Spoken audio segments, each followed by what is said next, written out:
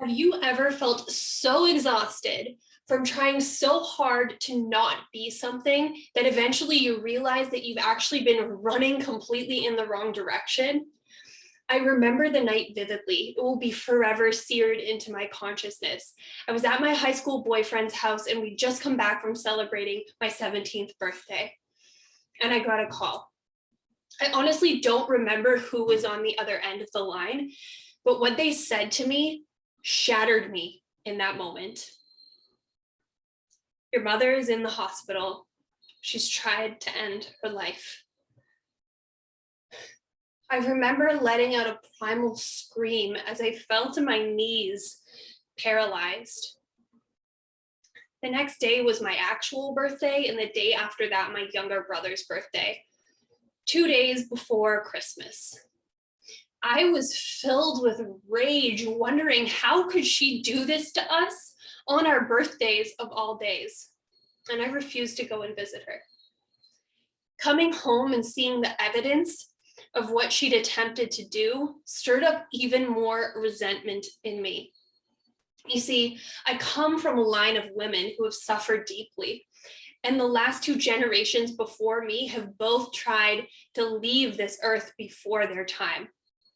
This experience created a deep yearning in me to understand why this suffering exists so I could figure out how to stop it.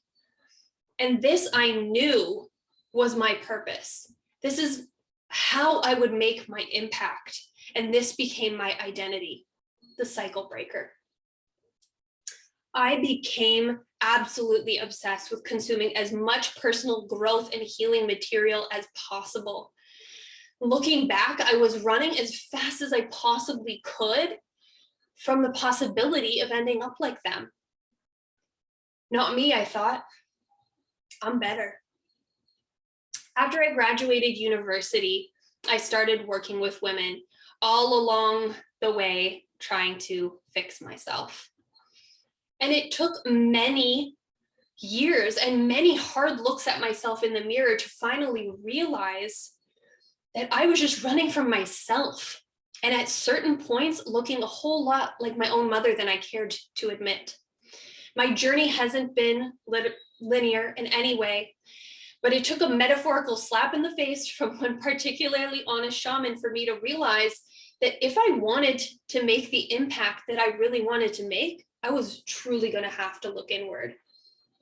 And the day after I had that conversation, I realized I was going to have to change 3 major things.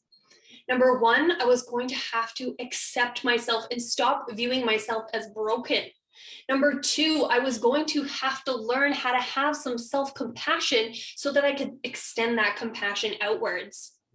And number 3, I had to realize that I didn't have to be all shiny and perfect to make the impact that I wanted to make. And I now realize that when I renounce shame, I give all the other women around me permission to do the same.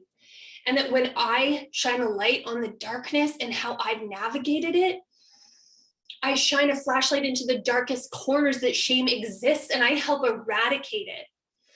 I realize that being like them isn't a bad thing. The thing is actually loving and accepting myself despite it. So now I hope you can see how I went from running around in circles trying to escape my past to actually being able to make a meaningful change in my life so that I can use my story to make a real impact.